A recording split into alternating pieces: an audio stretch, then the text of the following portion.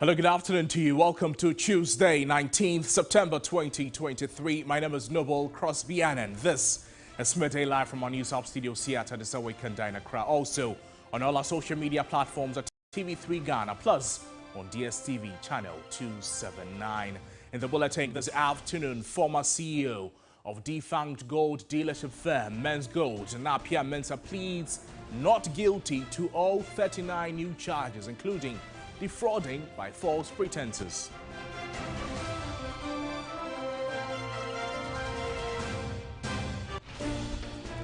Also in the bulletin, over 570,000 potential Ghana card holders at risk of losing their legal identity claim. We will tell you why.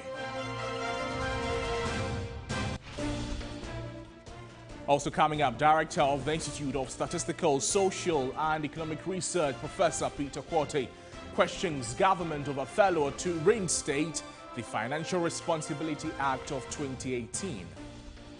Plus some international news: 5 Americans freed from Iranian detention this week return to the USA.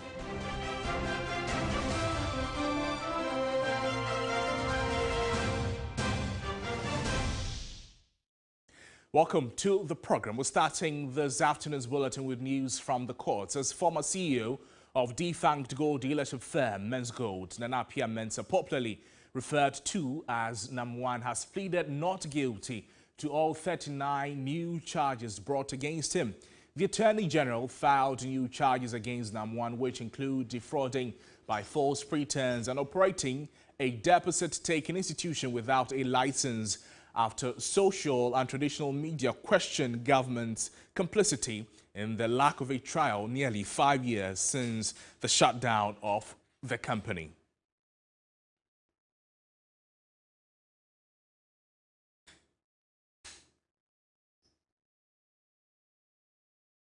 Well, this is a subject that my colleague, Lord Edward Saria, court reporter, is paying attention to this afternoon. Lord, thank you for joining us. Good afternoon to you. Now, there were 3 accused persons in NAM1's case. Apart from him, were the others in court today? Right. So, Crosby, even before I respond to you, Deputy Attorney General Accra-Tema is speaking out. I want us to listen to what he has to say about the case so far. That's why I indicate the court that we disagree with the theory that you have propounded. On our side, we are looking at what the law says. We are looking at the various breaches. So if you have not mentioned set law, it doesn't mean that ordinary cases has fallen. No. We know what we are doing, and we know where we can get the evidence to nail the accused person. He seems to be concerned that we just received our funding because what he is trying. So, Crosby, it's essentially, you'd recall that on the sheet of the suit, apart from NAM1, there were 2 other entities, Blue Consults and then Menzgold Limited. Now, per the prosecution, because NAM1 essentially is the one who owned both entities, he's the one who represented all 3 of them. Now, when the case was called, all 39 counts of the charges which were leveled against him were read to him, and he pleaded not guilty to each and every one of them. Now, among others, his lawyer Kwame Bafo-Ekufu noted that during the brief fact that was read by the prosecution, part of the charges was that NAM1 changed the men's bank with a key to Men's Bank with a C after a notice was given by the SEC, and he did this to sort of dodge the central bank. But his lawyer told the court that that was not the case. But in fact, the Bank of Ghana had a meeting with NAM1 and advised him to change the name from the Men's Bank to Men's Bank with a C. And so it cannot be the case that NAM1 was changing or performing any illegality to try and dodge the bank as it were. And that case that the lawyer cited was that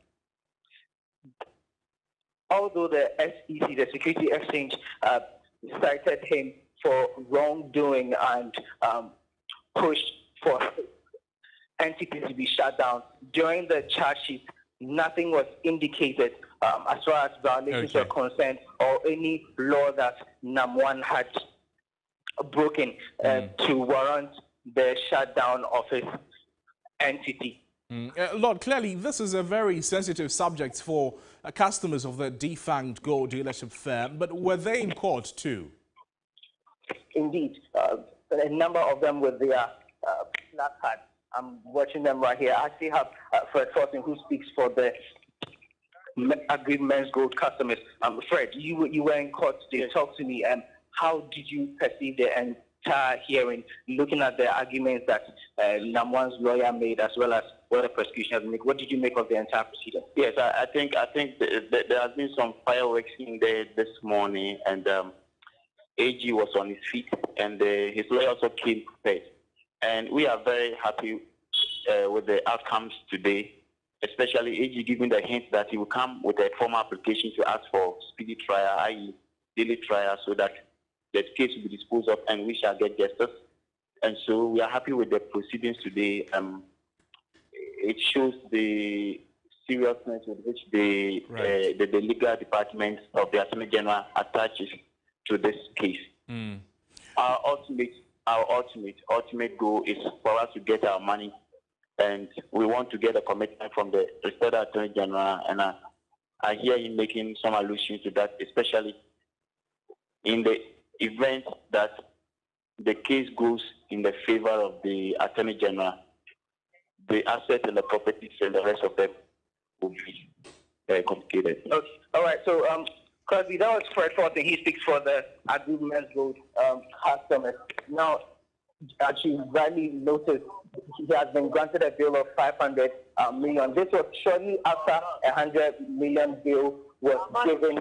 So what happened was that the lawyers on the prosecution and then the lawyer for NAM1 went to see the judge, and then they had a sidebar, a bit of a short meeting before they came back to vary the bill conditions to 500 million, this time around with no surety. And NAM1 is supposed to report to the CID every Thursday, and he's also supposed to deposit his passport today. So as I see to you, NAM1 is still active, but then the agreed customers are here in their numbers. Edwasari, thank you so much. Lord Edwasari is our court correspondent there. We'll be bringing you details of the happenings in court later in the day. But in the meantime, over 57,000 potential Ghana card holders, they risk losing their claim to legal identity in the country. This is because a number of infractions have been uncovered in relation to their data by the National Identification Authority. The infractions include multiple identity, different data sets regarding the same individual, and nationality dispute. The National Identification Authority has registered over 70 million Ghanaians. However, it seems some persons who have registered will not get their Ghana cards anytime soon. Here is why. There are also some cards that have not been printed, about 57,364 that have not been printed because there are issues. Yes. People have changed their date of birth without recourse to law. They have changed their names, and their data in the data they give us now in, let's say, President Kufuor's time, has clashed with the data they give to NIA in President Kufuor or President Mills or President Mahama's time. And they have to be, yes, it's a process. They've gone into adjudication, and we have to look at them on a case-by-case basis. The law requires us to ensure the integrity of the data that we collect, and then to also ensure its confidentiality and security. And we are liable to the provisions of the Data Protection Commission and its laws. The NIA also wants Ghanaians to visit their district offices to register instead of thronging their national headquarters. Those who want to register for premium are at liberty and are encouraged to do that. It's a revenue source. But the Ghanaian, the average or ordinary Ghanaian, I encourage, should go to our NIA offices and go and register for free. Now, from one registration to another, the limited voter registration being conducted across the country has entered its 7th day, with the Electoral Commission registering a total of 182,831 voters in the first 6 days. This number consists of 53.9% males as against 46.1% females. The EC chairperson, Jean Mensah, announced on Monday. Now, despite touting the success of the process, some political parties and civil society groups continue to resist the exercise at all the district offices because of the commission, and adducing that would disenfranchise many eligible voters. There have also been cases of attacks and technical challenges at some centres. Let's touch base with some parts of the country, particularly the Ashanti region, where my colleague William Evans Income is following the development in the region. Evans, good afternoon to you. Thank you so much for joining us on the program. Day 7 of the exercise. How many persons, do you have an idea, have been registered so far as the exercise enters its 7th day? Well, Crosby, so we're talking about in excess of 36,000 persons who have been registered here in the Ashanti region so far, and male constitutes about 53%, with the rest being female. I must also say that, I mean, technical hitches, there has been some level of improvement. So now we see some fluid flow as far as the process is concerned. Unlike last week, exactly a week ago, when there were some issues, of course, which has to do with the machine, because at the point in time they were checking and all of that. But there has been some significant improvements. Isolated cases of rejections were recorded at some registration centres. In the Ashanti region, what is the situation with regards to that at the moment? Well, so there has been isolated cases, as you rightly mentioned. Of course, some have to do with, concerns raised by some of the political parties. I mean, I'm talking about the representatives here who are keenly following this particular exercise. Sometimes they would want to argue or maybe kind of raise queries about the eligibility of some of the registrants. But in all these cases, the DC will have to come in. Of course, at a point in time, the police will also have to come in. But that potential registrant will also have a cause to also showcase that indeed he has what it takes to go through the process. In all cases, I must say that it hasn't degenerated though. Last week, yes, we had a situation here, but I mean, they've been able to resolve it anytime it emanates. Right, Evans, thank you so much for joining us with those updates. William Evans Income spoke with us from the Ashanti region. We're still staying on this subject and engage with Professor Kwesi Jonah. He's a research fellow at the Institute for Democratic Governance. Prof. Jonah, thank you so much for joining us on the program. Good afternoon to you. You have followed the voter registration, the limited registration exercise since it began, with the posture of the Electoral Commission being questioned a lot of times by political parties and other civil society organizations. What is your assessment of the entire process so far? Well, there have been serious challenges in so many districts. Equipment breaks down, and then you have to delay the registration exercise and so on and so forth. And already, some of the prospective voters have complained, and political parties have complained about the difficulty of some of them traveling to the district headquarters to do the registration. So I think what we need to do is to listen to the voices of the people and take into account the challenges that their own district officers have faced, and see if we can do something differently to make the registration exercise accessible to as many people as possible. And I think we can do this within the limited time that we have left. Prof. Jonah, the Electoral Commission set a over 1,300,000 target for itself to register in this process. Now, from the Let the Citizens Know presser yesterday, the Electoral Commission has had to review downwards, with a target now about 52% of the 1 million posture, making way also for another reason that there will be another exercise in 2024. But aren't we able to, if you like, pardon the Electoral Commission because they may know what they are doing with the resources available to them? No, listen, everybody knows that there will be another voter registration exercise before the 2024 election. But we have at the end of this year, around 19th of December, a local government election, which is equally important. We cannot argue that there will be another voter registration exercise for the 2024 election and so on. So people need to participate in this local government election that we are going to have at the end of this year. It is part of our civic responsibility to participate in that election. And as you know, already in that election, the voter turnout is so low. Now, if we begin to put impediments in the way of prospective registrants, you're going to have an even lower turnout. So I think it is better for all of us. I mean, I think the attitude of people also has been to lambast, to attack the UC.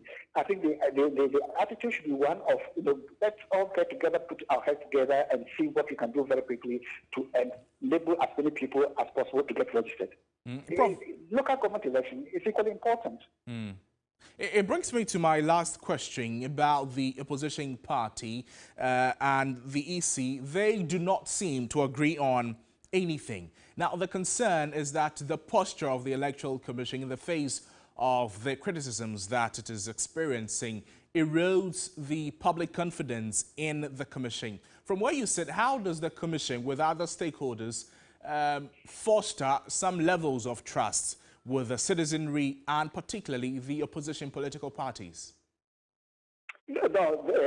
Some opposition parties always complain about lack of trust between them and the Electoral Commission. My point is that on important national issues like this, we shouldn't be approaching it from the position of distrust, and so on and so forth. I think if we approach the Electoral Commission in a way that is not very, very conflicting,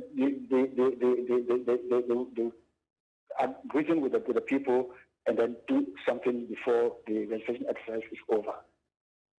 Prof. Jonah, thank you so much for joining us on the program. Professor Kwesi Jonah is a senior research fellow at IDEC speaking with us there. To some other subjects this afternoon were the Trades Union Congress and the Ghana Registered Nurses and Midwives Association. They are requesting government to review the single spine salary structure to address wage gap between men and women in the public sector.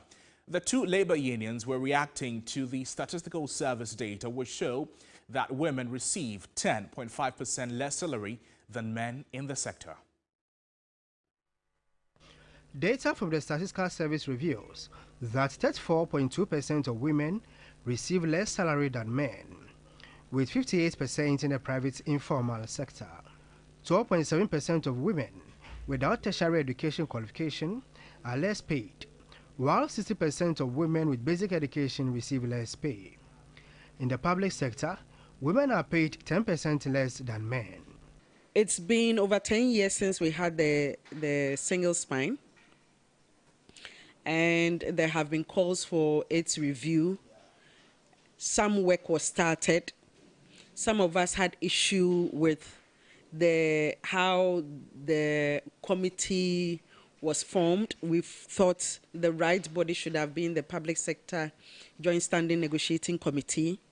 That notwithstanding, we must be looking at how to review the single spine, not for the worst, but for the best, so that it can actually meet the current social, economic situation that we find ourselves. They urged private sector employers to adjust women's salaries based on merit. Within the private sector, this is really a canker that needs to be addressed, and it's going to take CEOs, managing directors to look beyond gender and actually pay women what they deserve. policies allow women to upgrade themselves, it will really cushion them to gain a higher salary as compared to their counterparts men. Some workplaces have policies that will not allow women to upgrade themselves because the key challenge over here is education level. The majority of women are the low level there,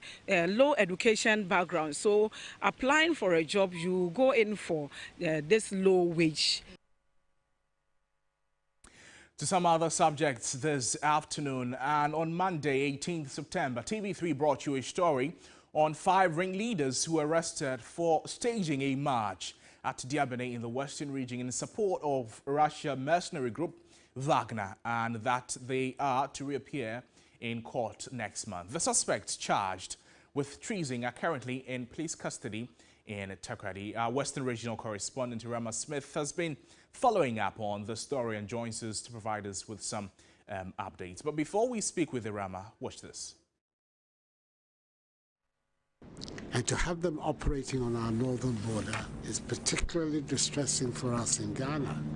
President Akufo-Addo some months ago raising concerns about activities of Russia mercenary group Wagner in neighboring Burkina Faso. Months down the line, latest investigation by Ghana Fact has revealed detailed infiltration of the mercenary group into the country. Through a series of social media platforms, contact was established with one Michael Esiedu, an administrator of Mercado News, a Facebook blog with 1,500 followers that publishes pro-Russian content. Managing editor at Ghana Fact, Rabiu Al-Hassan, explains further the connection. As part of the investigations, we chanced on a Telegram channel that also exposed the modus operandi of the group, which involved some funding of their activities, some wire transfers to the ringleaders via Western Union.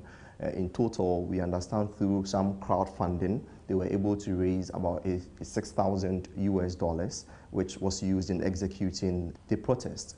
Even beyond that, we've seen receipts of some T-shirts that were procured, and you could see in some videos and some pictures of the Ghanaians wearing them, and the receipts, about 50,000 Ghana cedis, were used in procuring the T-shirts, and on it you see Wagner. You could also see that there were some flags that were procured online and sent through the Russian embassy to be received by the organizers in Ghana. That coming together resulted in an August 13 march at Diabene Park in Takoradi in support of Russia. Well, let's speak with a security analyst on the back of these happenings for some updates and perspectives. Mr. Emmanuel Koting is a security analyst joining us. Mr. Koting, thank you so much for joining us on the program. This is a subject you have keen interest in and have been following up for quite a while. It appears as though we have some supporters of the Wagner group in the country. From where you sit, how dire is the situation? Well, thank you for having me, and good afternoon to your cherished listeners. In fact, we need to situate this situation properly, and we can look at it from 3 angles: our foreign policy position and our strategy in confronting some of these things. And the third one, we have to look at the underlying conditions that give rise to some of the things we are seeing.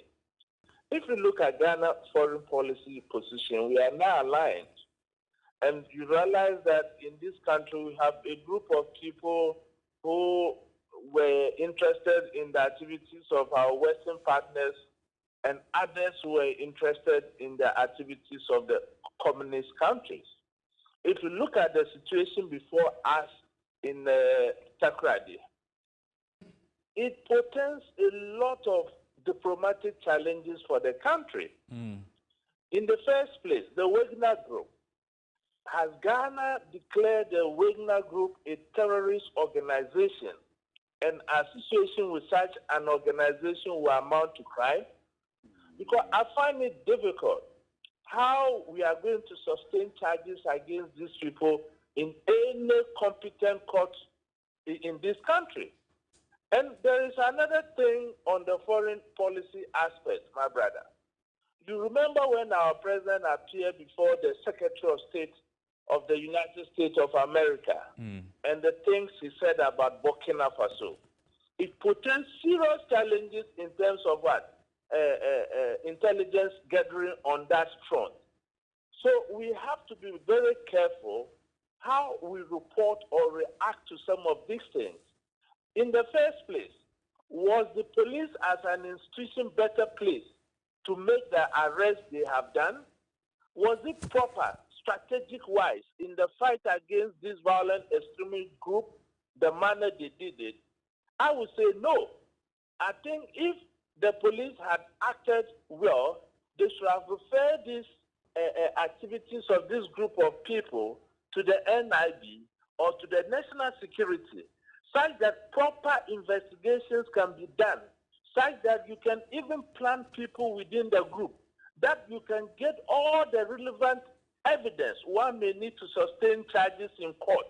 And above all, to be able to eliminate the entire value chain of this enterprise. Unfortunately, we arrested these people, they are granted bail, they are back into the society, and what I can see is that we are rather aiding these groups these groups who are just inoculating to better strategize moving forward.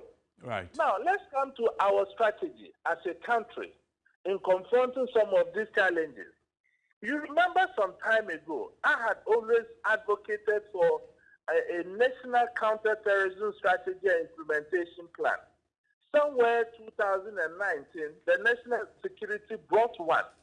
And if you look at that document and the debate we had about that document, there was nothing strategically by way of how you can deploy a strategy in confronting some of these things.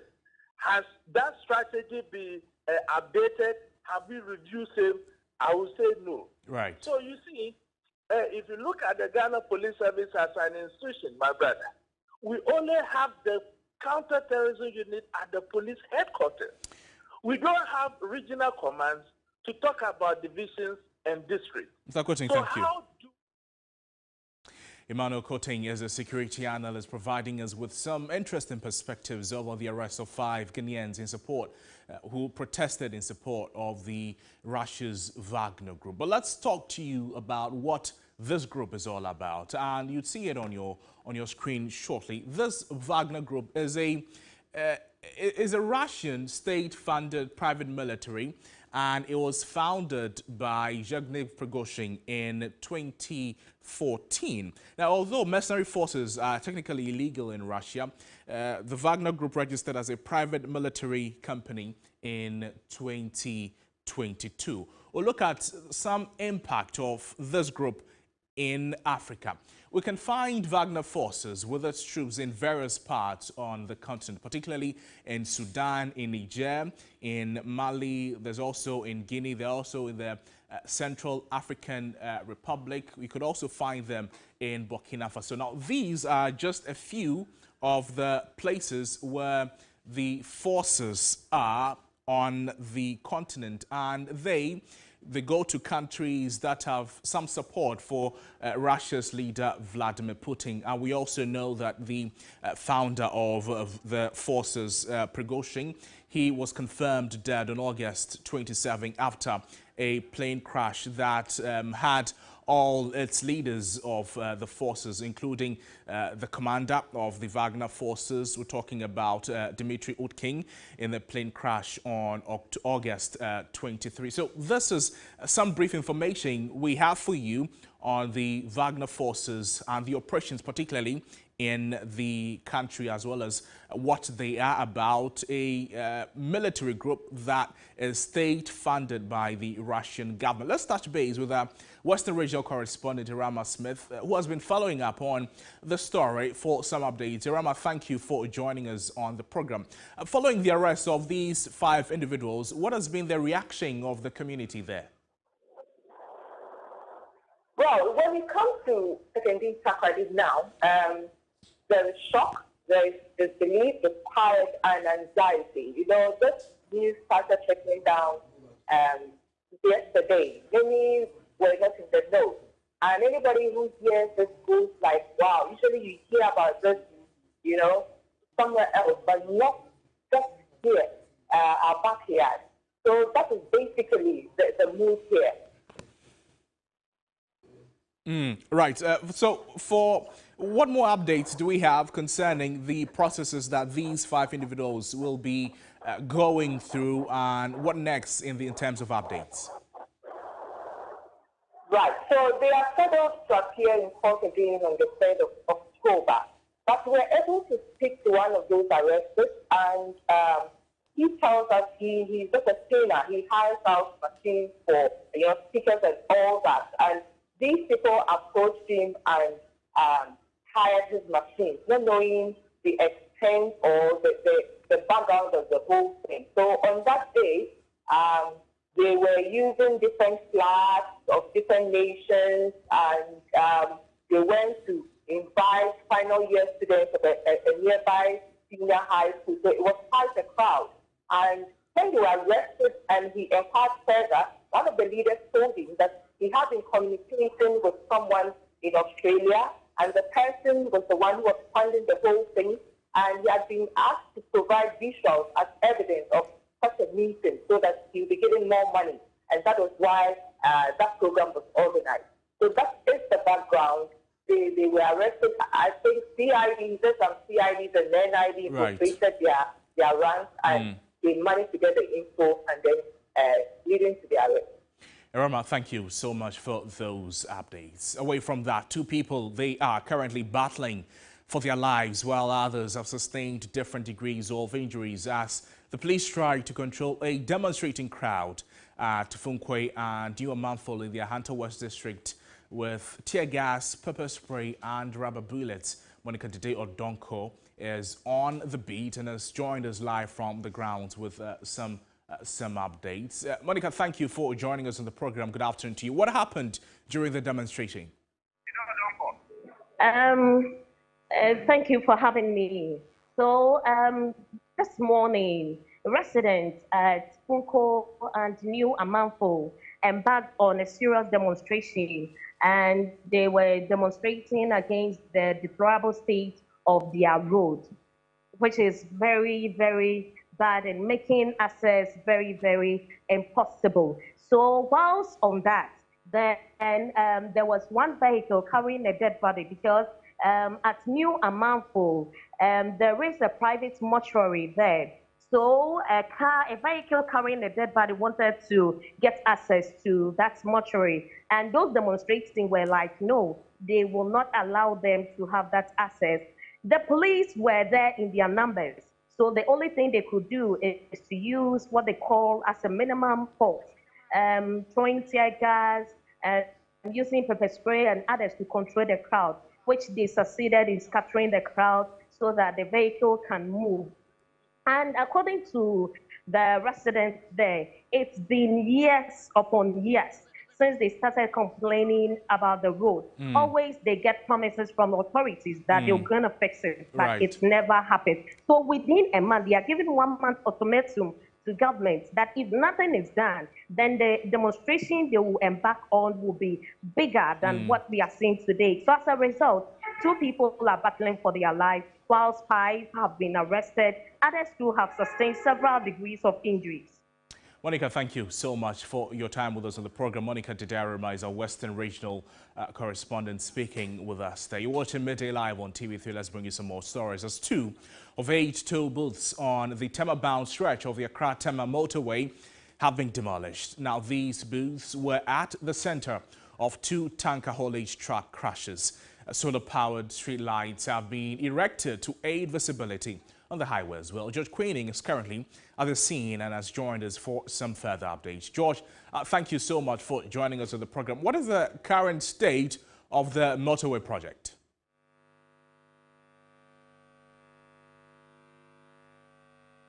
Good afternoon, Crosby. If you can hear me, what I'm asking for is the updates on the motorway project. Okay, Good afternoon, Crosby. We are coming to you live from the Accra-Tema motorway. And able to recall, like a week and 2 days ago, the Accra area site was handed over to contractors to execute projects on them. On 3rd September, there were 2 accidents at this very stretch, and so 2 of the toll booths were affected. It's the reason these projects are being executed. And so a week and a few days after, we're here to assess the level or the progress of these very projects. And so when we got here, the installation of the solar lights have been completed, which will aid visibility on the 90-kilometer stretch. And what's going on with the SD demolition exercise? So 2 of the 2 have been demolished. And so the original have been demolished. And so the other side is the extension of the lane. And so when the demolition exercise is over, they will block the extension and limit the main and the original lane to motorists. And mind you, this is costing Ghana over 1 million Ghana cedis to execute this project. And this is what the public is really concerned about. They feel they are shortchanged. If we are using this money to just fix this very portion of the highway, then how much is across the nation to fix the entire length? So this is the concern. This is the screen you're coming to live from the Accra-Tema motorway, and this is the Accra toll booth area where 2 projects are currently ongoing. And these are the rest of the studio, and at the toll booth, there are some booths that have pillars on them, and so the ones that don't have the pillars will be demolished, making all of the demolition. Actually, 4 of the booths are being demolished, and so this is actually the original lane of the highway. George, thank you so much for your time with us. George Queening is our correspondent who is bringing us update on the redevelopment of the Accra-Tema motorway there. We'll be bringing you more details on this report in our subsequent bulletins. But let's remind you of one of the biggest stories for the day, where Nam1, who is the president of the defunct gold dealership firm, CEO of the gold dealership firm, Menzgold, has been granted a 500 million cedi bail with no sureties. That is the latest concerning Nam1, as he pleaded not guilty to all the 39 new charges leveled against him by the state. You're watching Midday Live. We're back with more stories after the break. Stay with us.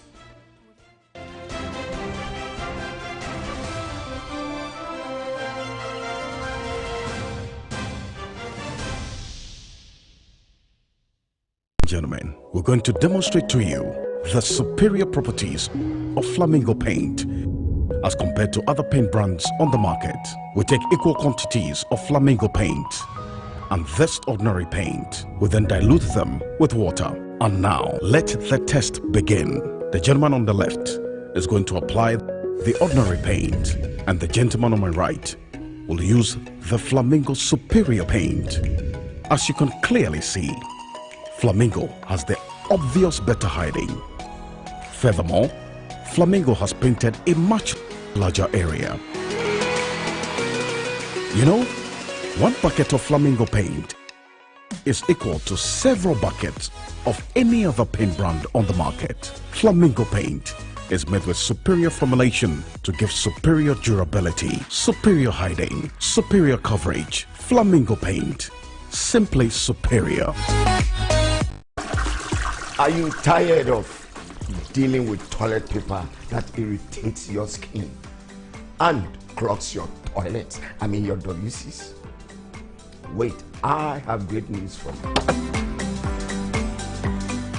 Flora Toilet Roll is the game changer. Flora Toilet Roll is thick, gentle on the skin, and fragrance free, making it ideal to clean your intimate parts, as it causes no skin irritations and or allergies. The best part is it is made to dissolve easily, preventing plumbing issues and clogs. Experience the ultimate comfort of Flora Toilet Roll. No more clogs, no more skin irritations. Everybody knows Acrobato. And if you know Acrobato, it means you know M-Punch Homeopathic Clinic.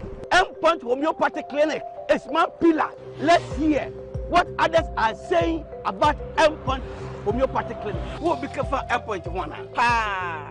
Chesena me ankasa me period na se problems wom ntina ma wo ho idea ma me papa chesena nya asem ketewa na me kwan point no mo hwe me mogam no mo hwe bibia na so mo meduro me fire no ene ma won kra me enu kofro kwa na mkwan mu a eba head everything yourself me ma me no adwodwo eda ho a wontumi nante ene ne ko endpoint o mama no nura ene ne ho idea watimi asori anante. That's endpoint for you. Of Accra-Tema. Hello. Hey, Oshisho what che? Okay. A free bra with the endpoint what dance. I'm a choir no. Me Johnson say my name Koye and pass on my nyina and imagine Sabema. Na me be fear for there. The one nyina jaresa. You heard everything. I have secret. Endpoint is my secret. Endpoint Homeopathy Clinic. I'm free. Free David. Aha me jine. I have Franco Trading Enterprise at Dabraka branch. About phones near accessories and in your make a win Nadia. When you say Franco Trading Enterprise, number 1. Your television set from 24 inches to 65 inches, air conditioned from 1.5 horsepower to 2.5 horsepower. Your CCTV cameras, Bluetooth speakers, your phone covers, protectors, pen drives, hard drive, iPhone, Samsung, Infinite, Huawei. It's a full beer open with Yasima Fanebia. Pura Franco Trading Enterprise. Franco Trading Enterprise. Phones papa, television papa, air conditions papa, accessories papa nina. From the heart of our nation to your screens, we present Ghana's Most Beautiful, a show that brings forth the stories, dreams and aspirations of remarkable young ladies. Every episode unfolds a new chapter of discovery as our delegates immerse themselves in the culture, history and spirit of their regions. From thrilling challenges to heartwarming moments, witness their transformative journey to become the next Ghana's Most Beautiful Queen.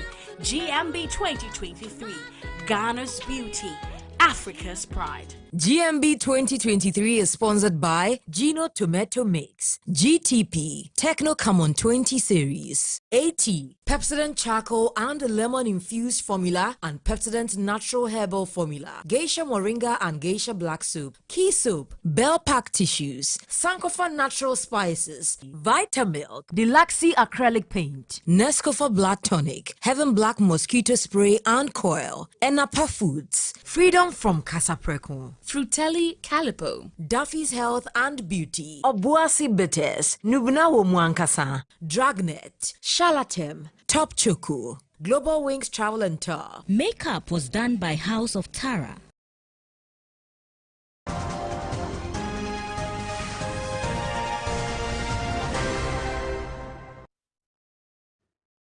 Welcome back to the broadcast. Let's touch base with Juliana Menuafo for some business news. Over to you, Menu. Thank you very much, Cosby. Over to the business segment. My name is Menuafo. In our first story, the director of ISE, Professor Peter Korte, has expressed concern over the government's failure to reinstate the Fiscal Responsibility Act of 2018. In 2020, Parliament granted approval for the government's request to suspend the legislation, which was originally put in place to prevent the finance minister from excessive borrowing. Now, speaking on Ghana's public debt management, Professor Peter Korte questioned government's failure to restore the act. Once you give somebody a blanket check, he behaves the way he feels is right or behaves very selfishly. Now, we had a fiscal responsibility law, which during even Bank of Ghana's Act didn't allow the bank to lend more than 5% of its previous year's revenue. But because of COVID, we gave some leeway, we suspended. My disappointment is that the suspension didn't have a timeline. It was a blanket check.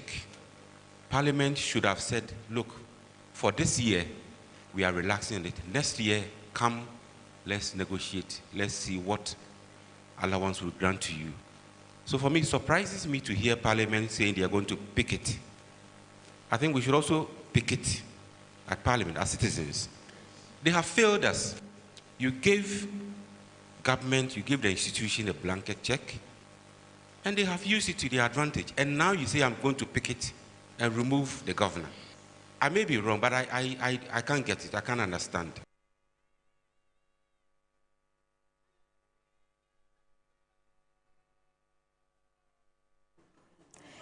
In more stories now, from January to date, government has borrowed some 96.5 billion cedis through treasury bills with an accumulated interest of 10.36 billion cedis. According to Director of Business Operations at Dalex Finance, Joe Jackson, this has wiped away some 30% gains made through the first domestic debt exchange program.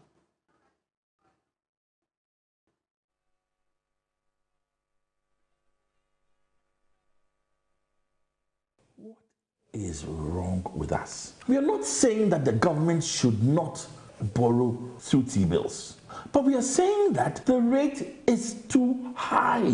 We have accumulated over 10.36 billion in interest rate payments this year alone. Admitted that the government only has recourse to treasury bills in its borrowing, but should the rate be so high that in March this year you brought your T-bill rates from as 35 to 19%. Were you not able to borrow the money you wanted? The answer is a big yes. So why are you accumulating debt at this rate?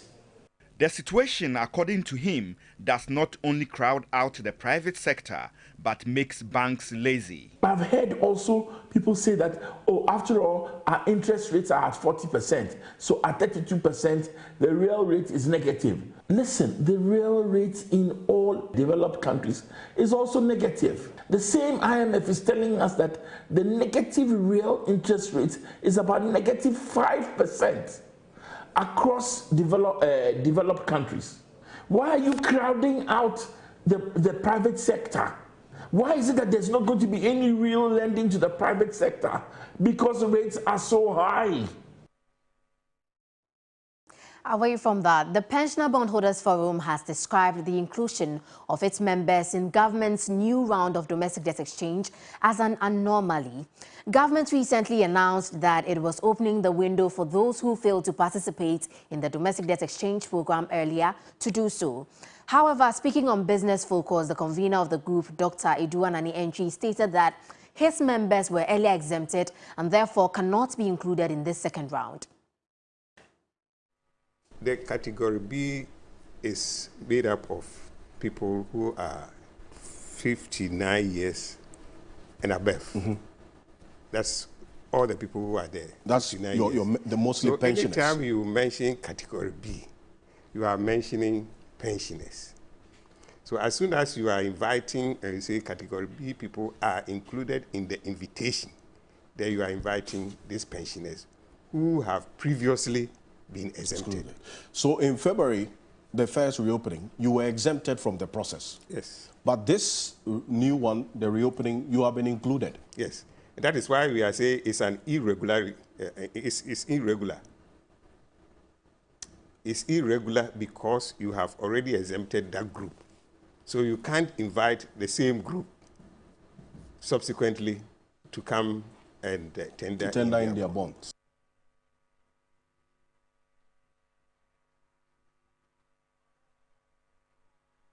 And that's it for the business segment on Midday Live. My name is Minuafo. Stay with us for more news after the break.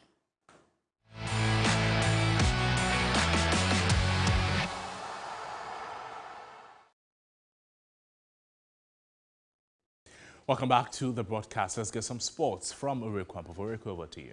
Well, thank you very much, Crosby. And we head straight into it because the hearing of an injunction application filed by King Faisal against the Ghana Football Association's election processes has been adjourned once again to September 28. This was due to the absence of a sitting judge for the case, 3 Sports understands. It is the third time the case has been adjourned. The elections of the GFA electors is slated for September 27 and has been temporarily put on hold after King Faisal initiated a legal action against the process. The applicants, that's King Faisal, per injunction filed in August, argue that the commencing with the elections with the presidential race is wrong and contrary to the association's statutes.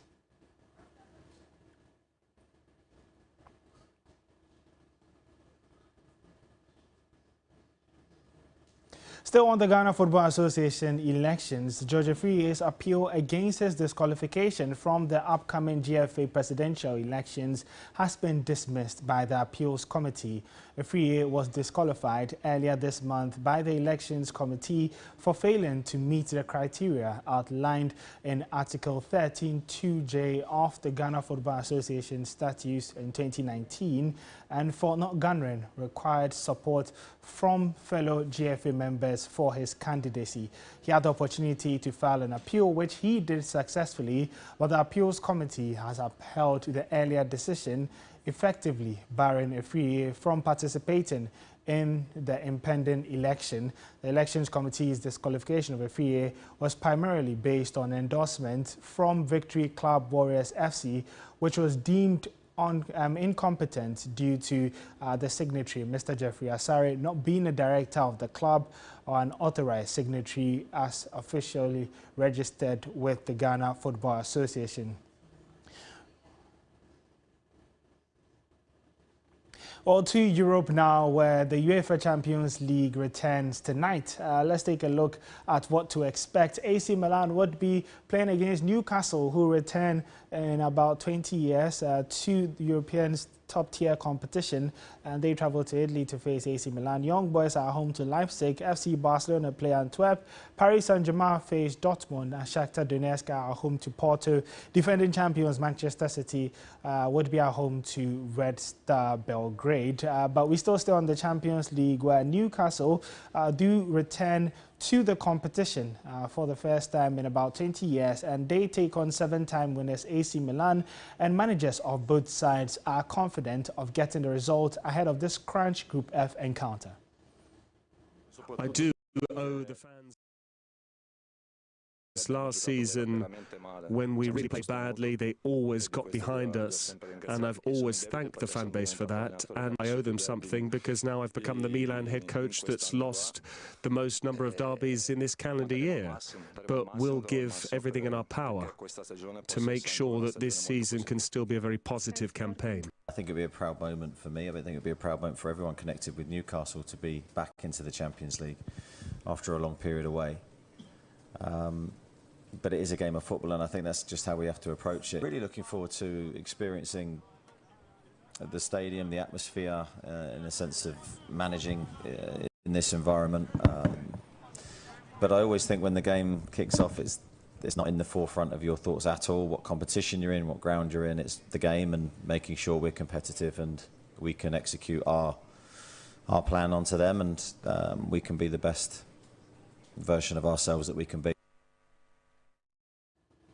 To some more stories, where the German national team have reportedly come to an agreement with Julian Nagelsmann for the former Bayern Munich boss to take over until the upcoming European Championships.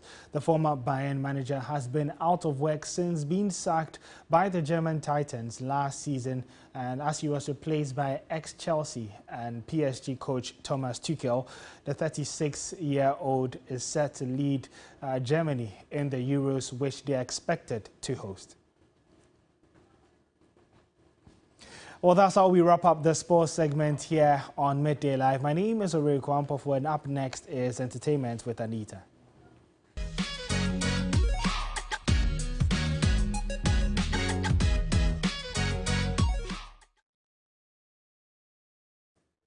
Well, let's join Anita Kufu for some entertainment news. Anita, what's in the package?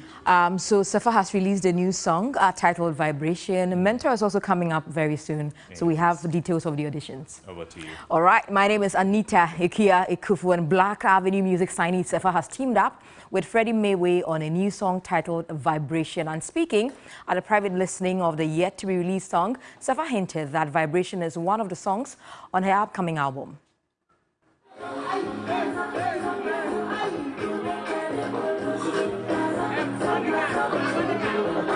So it's all about Safa's Vibrations private listening here at La Maison, and I'm honored to have the lady herself with me. Hey girl. Hey girl. Looking all shiny and blinky. Oh, no, thank you. But it's been a while, you know, 2021, you blessed us with a choke. Last year you gave us fever, you gave us enjoyment. Yeah. And then you just went AWOL. Where did you go? What's happening? I was taking care of myself. As I always say, as a creative, you have to make sure you are in the right place mentally, physically, everywhere, because you are giving joy to other people and you can't keep on giving negativity to other people. So I just wanted to take time off to just cleanse myself, make sure I'm okay before I come back. Then I'm back. Is this a welcome back? Yes, this is a back. You're not going anywhere. I don't have anywhere to go. You have a new one out, Vibrations, with Freddie Mayway. That is huge. Run us through the collaboration. How did that even happen? So Freddie Mayway is somebody I've been listening to ever since I was very little, and his song Zoplazo is a song that I've always loved. And when I told my team, I was like, let's do something about Zoplazo, let's give a little bit of the youth elements and stuff like that. So I texted him on Instagram and I was like, excuse me, sir, please. I love your song. It's the wedding of the text for me. Yeah, excuse me, sir, please. I love your song. And he's like, oh, okay, sure, that's fine. I mean, let your team reach out to me. And he was like, okay, let's just even forget the team. You just reach out to me. Let's make it happen. And then we made it happen. And he loves it. He loves it. He didn't stress me at all. Within some few minutes, the song was sent back to me. Interesting. Now, I mean, definitely, Ghanaians are going to be Ghanaians. Are going to wonder whether this is a remix Zoplazo because it has, a line in there. They're going to say sampling and sampling. Should we have issues with all of that? Should we be worried? No, we shouldn't. We shouldn't, because he's 100% on board. He loves the music as it is, and even for us to be able to even play it here, that means he has given us the permission to play it. So Ghanaians should just enjoy the music. They should take out all the negativity and just enjoy the music. This is a new year. Let's start on a fresh note. All the negativity, I mean, it's in the past.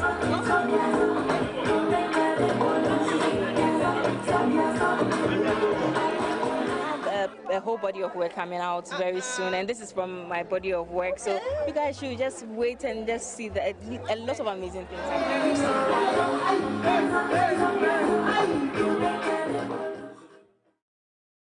And away from that, the search is on for the next music superstar on TV3 Mentor.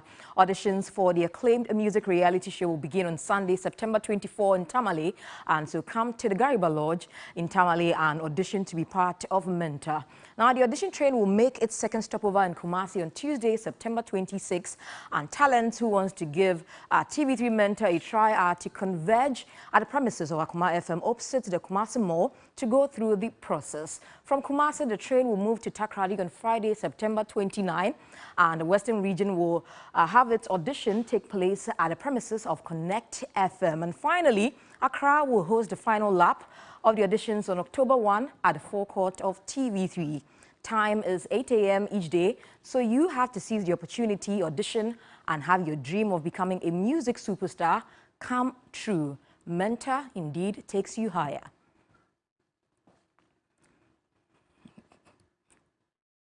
My name is Anita Ikuya-Kufu. This has been the Entertainment News segment. Have a good afternoon.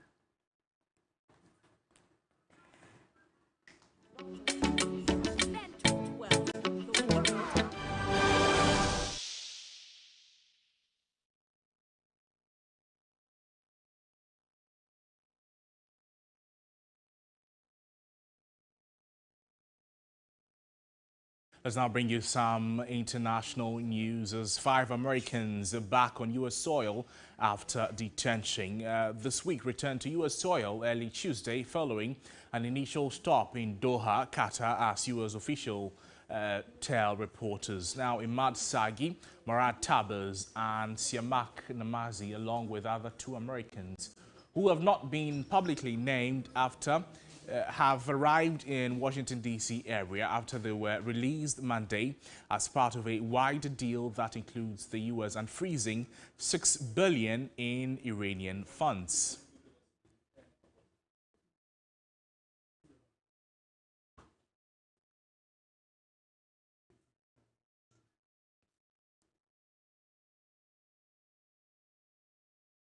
Well, that's our package for you this afternoon. My name is Noble Crosby-Anna, but as always, more news on our website, 3news.com. Please log on for more. Behind the top production team, thank you so much for watching the bulletin. See you again some other time.